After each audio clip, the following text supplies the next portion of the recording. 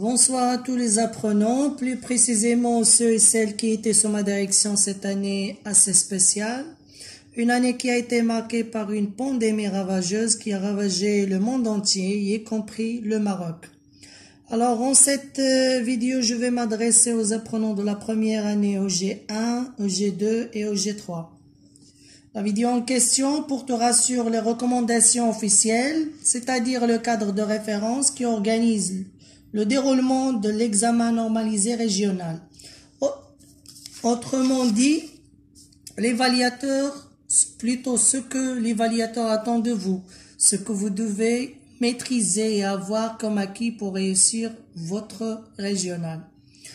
Alors là, il y a un certain nombre de stratégies, de recommandations, de compétences que l'apprenant doit posséder pour réussir son régional. En cette vidéo, notre attention sera focalisée plus particulièrement sur l'organisation du domaine de l'évaluation. Voilà.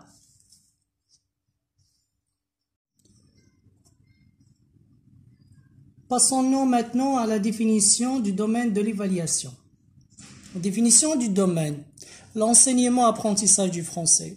L'enseignement du français dans le cycle secondaire qualifiant qui repose sur les concepts de compétences et de valeurs vise à doter l'élève d'une vraie compétence de communication, que ce soit à l'oral ou à l'écrit. L'enseignement-apprentissage du français dans son cycle, plutôt dans ce cycle, a pour objectif de permettre à l'apprenant de développer des stratégies nécessaires à la compréhension des œuvres littéraires et à la production des textes variés, en plus d'être une langue d'ouverture sur le monde et un moyen de communication indispensable. Le français, à l'instar des autres matières, est aussi un moyen pour structurer sa pensée.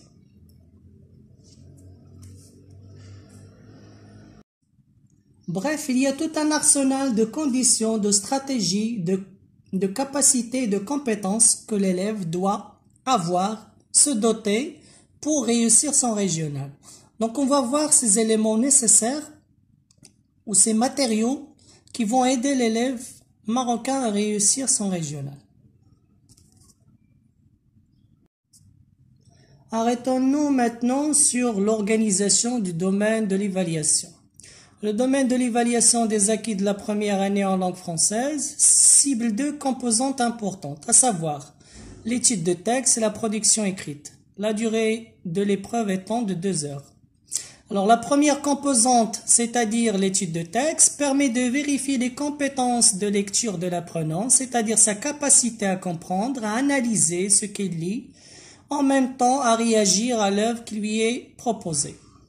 Quant à la seconde composante, c'est-à-dire la production écrite, elle permet d'évaluer sa compétence rédactionnelle, donc l'élève est amené à rédiger, à produire un texte, autrement dit sa capacité à produire un texte argumentatif, et ce, dans une langue correcte, bien évidemment, qui respecte les normes standards de la langue française. Voilà.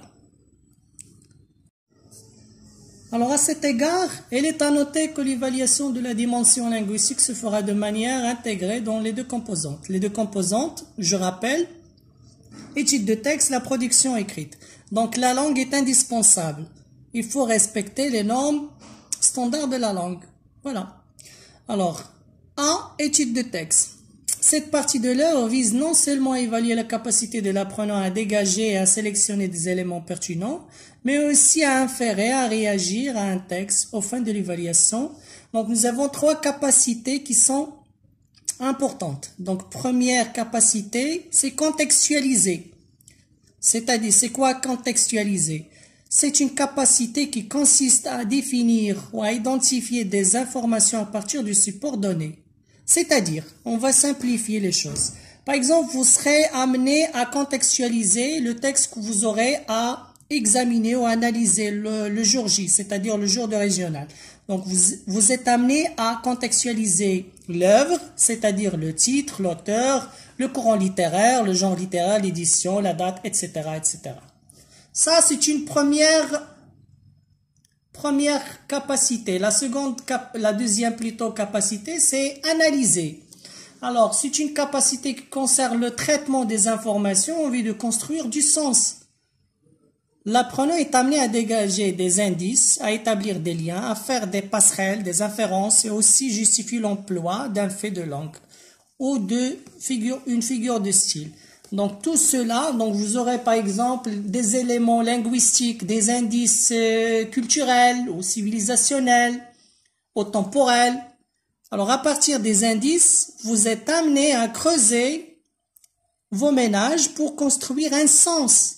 Donc vous aurez quelques indications. Et à partir de ces indications plutôt, vous êtes amené à pousser la barre de votre analyse à l'extrême et dégager un sens. Vous êtes amené à construire un sens. Voilà. C'est ça ce qu'on entend par analyser. Et la troisième catégorie, ou la troisième capacité plutôt, c'est réagir. Donc c'est une capacité qui amène l'apprenant à produire une position par rapport du contenu du texte, à se justifier ou défendre son point de vue. Donc, tout simplement, vous êtes amené à prendre position, à dire votre point de vue à votre façon, dire votre dire à votre manière de dire, comme on dit, mais tout en se justifiant. Ne donnez pas votre point de vue comme ça, je suis avec ou je suis contre. Non, il faut donner de la légitimité à vos propos en donnant des exemples ou bien en donnant des éléments concluants pour donner de la légitimité à votre réaction ou bien votre position personnelle. Voilà.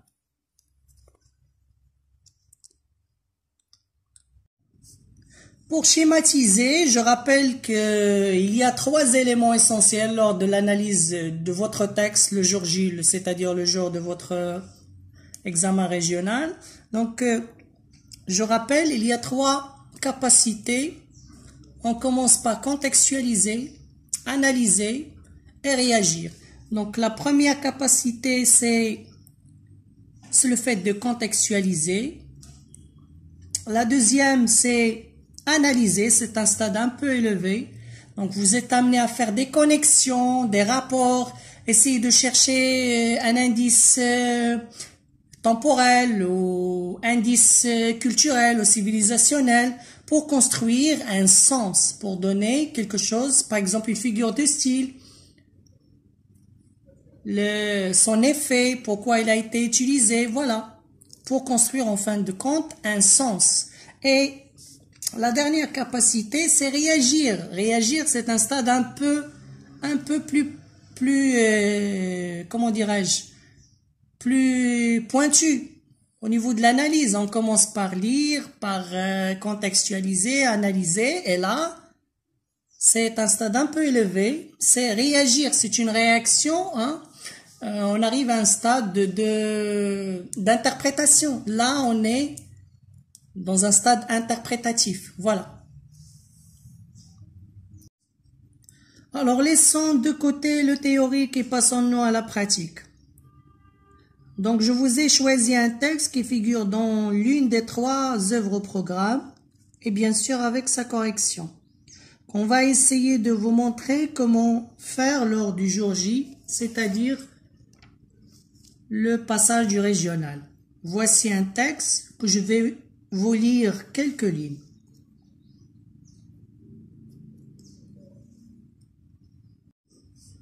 Alors, je vais vous lire le texte. Un matin, nous nous préparions pour sortir, quand quelqu'un frappa à la porte de la maison. Il demanda si c'était bien qu'habitait, je disais, si c'était bien là qu'habitait le tisserand. Les voisins lui répondirent par l'affirmative. Kenza, la chouafa, appela ma mère. Zoubida, Zoubida, quelqu'un vous demande. Ma mère avait naturellement tout entendu déjà. Elle avait pâli. Elle restait au centre de la pièce, une main sur la poitrine sans prononcer un mot. Qui pouvait bien nous demander? Était-ce un messager de bon augure ou le porteur d'une mauvaise nouvelle? Peut-être un créancier que mon père avait oublié de nous signaler. La petite somme d'argent que mon père nous avait laissée avant son départ avait fondu. Les quelques francs qui nous restaient étaient destinés à l'achat du charbon.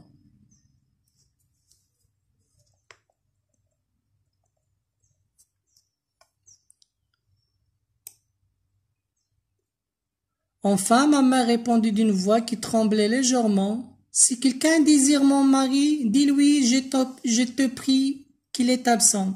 Kenza fit la commission à haute voix à l'inconnu qui attendait derrière la porte de la maison. Un vague murmure lui fit écho. Kenza, pleine de bonne volonté, nous le traduisait en ces termes. Zobida, cet homme vient de la campagne, il t'apporte du nouvelle de M'Allim Abslam. Il dit qu'il a quelque chose à te remettre. Ma mère reprit courage, un sourire illumina sa face. C'est exactement ce que je pensais, dit-elle en se précipitant vers l'escalier. Il descendait les marches à toute allure. Pour la première fois de ma vie, je la voyais courir, je la suivais. Je ne pouvais pas espérer la gagner de vitesse. Quand j'arrivais dans le couloir d'entrée, ma mère discutait déjà par l'entrebâillement de la porte avec un personnage invisible. L'ombre disait d'une voix rude. « Il va bien, il travaille beaucoup, il met tout son argent de côté. Il vous dit de ne pas vous inquiéter à son sujet. Il m'a donné ceci pour vous. » Bon, je vais m'arrêter là. Donc, ceux et celles qui ont lu le texte, ils savent de quel chapitre il s'agit. Hein. Il y a maintes indications qui montrent de quoi il s'agit. Donc, on va essayer, j'essaie juste de vous donner quelques conseils. Alors, pour la lecture de texte, donc la première lecture, c'est une lecture linéaire, hein, que tout le monde fait. Lisez une première lecture. La deuxième lecture, essayez de vous focaliser sur quelques notions, sur quelques termes, sur quelques éléments, que ce soit culturel ou linguistique ou une figure de style ou civilisationnelle. Essayez de les souligner, de les marquer. Et la troisième lecture, c'est un stade un peu élevé. Là, vous commencez à faire des agences, des agencements plutôt, des connexions, des passerelles, afin de construire du sens, d'accord? Et arriver à un stade interprétatif et analyser une notion, une indication ou je ne sais quoi, d'accord? Donc, 3 niveaux de lecture, essayez de vous focaliser sur cet aspect de lecture. Bien, ça c'est pour la lecture. Alors maintenant, on va passer aux questions, d'accord? Alors, lisez attentivement le texte et répondez aux questions suivantes. De quelle œuvre ce texte est-il tiré? Donc, il s'agit, là j'ai la réponse, de la boîte à merveilles. Donc, il y a maintes indications dans le texte qui montrent qu'il s'agit de la boîte à merveilles. Il y a la présence des personnages, il y a beaucoup de choses. Il y a cet inconnu qui arrive de la campagne, qui a été envoyé par un certain M'Allim Abslam. Donc, c'est une indication qui montre clairement qu'il s'agit de la boîte à merveilles. Alors, P, à quel genre appartient? On sait très bien que la boîte à merveilles, c'est un roman autobiographique. En quelle année a-t-elle été publiée? Donc, cette œuvre a été, ou bien ce roman autobiographique a été publié en 1954. Voilà. Qui en est l'auteur? L'auteur, c'est bien Ahmed Sfraoui. Alors, 2. Pour situer ce texte dans l'œuvre, répondez aux questions suivantes.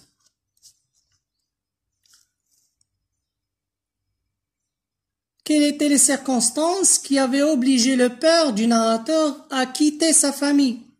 On sait très bien que le M'Allim Abslam était un tisserand. Après, il va changer de travail. Il était obligé de quitter sa famille. Donc le père, pourquoi? Parce qu'il a tout perdu. Il a perdu son capital dans le souk des Haïk. C'est ça la réponse. Où est-ce qu'il est allé travailler? Il est allé travailler à la campagne dans les environs d'Éphèse en tant que moissonneur. D'accord? C'est quel était son nouveau travail? Voilà, ça je l'ai répondu à un moissonneur. Dans cet extrait, qui raconte? C'est bien le narrateur Sidi Mohammed qui raconte. Où se passe la scène? La scène se passe dans la maison de Darshuafa. D'où vient l'homme dont parle le narrateur? Il vient de la campagne. Il a été envoyé, c'est un messager de bon augure. Il a été envoyé par le Ma'allim Abslam. Qu'il avait envoyé, voilà, c'est le Ma'allim Abslam. D'après le texte, quelles sont les deux raisons qui justifient la visite de cet homme? D'après le texte. Donc on va chercher dans le texte. Il a apporté des nouvelles du Ma'allim Abslam. Il a quelque chose à remettre à la mère du narrateur, de Sidi Mohammed. À qui renvoient les deux pronoms soulignés dans le texte? Nous avons... Il m'a donné... Alors, je reprends. À qui renvoient les deux pronoms soulignés dans le texte? Il m'a donné ceci pour vous. Il et vous. Donc, il, ça remplace le Ma'allim Abslam. Vous, ça remplace la Zubida. Bien. 7. Il y a encore ceci, dit la voix. Cet énoncé comporte une figure de style. Est-ce une comparaison, une métonymie, une antithèse? Donc, recopiez la bonne réponse. Là, il s'agit d'une métonymie. On l'a expliqué lors du cours, les figures de style. Et pouvez vous référer à des documents que je vous ai envoyés par le responsable de chaque groupe, classe. Voilà. Ça, c'est pour les figures de style.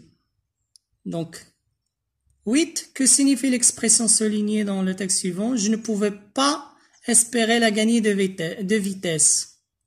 C'est rattraper. Il ne pouvait pas rattraper sa mère qui descendait les marches à toute allure.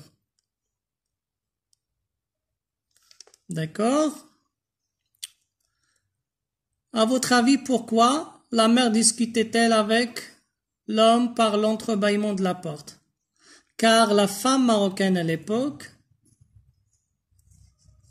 des faits racontés, ne devait pas se montrer à un étranger. Donc ça a été un trait de notre culture marocaine.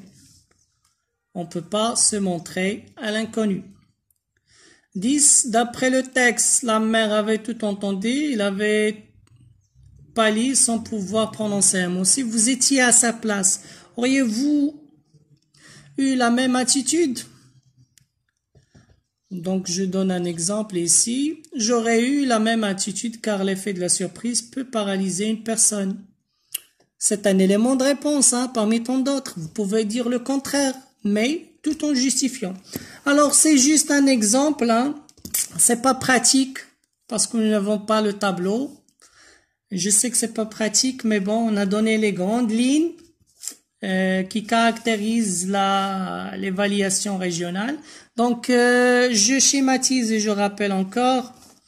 Il y a 3 éléments lors du texte, étude de texte. C'est contextualiser. Donc, c'est facile à repérer les indices, à contextualiser, à dire l'œuvre en question, le genre, etc. sont des choses qui sont très à la portée. Il y a aussi analyser, donc on analyse à partir des éléments qui existent déjà dans le texte. Donc vous allez juste creuser un petit peu vos ménages. Et 3e niveau, à mon avis, qui est très important, qui est le stade interprétatif. Donc il faut réagir et dire son point de vue tout en le justifiant. Voilà, en gros c'est ça. J'espère que j'étais un petit peu... c'est pas une bonne pédagogie, mais quand même, on fait avec ses moyens de bord, quand même. Il reste encore, pour ne pas oublier, la production écrite. Donc, je vais monter une petite vidéo pour vous expliquer et cibler, surtout cibler les consignes nécessaires pour la production écrite. Voilà. J'espère que c'était un petit peu clair pour vous. Je vous souhaite bon courage. Je sais que vous êtes à la hauteur et vous allez réussir, Inch'Allah, tous. Bien que nous passions une situation un peu particulière, mais quand même on fait avec. Soyez un petit peu indulgents à mon égard. Hein. Je suis pas habitué à faire ce genre de travail, mais quand même on fait avec ses moyens de bord. Voilà. Bon courage à tout le monde.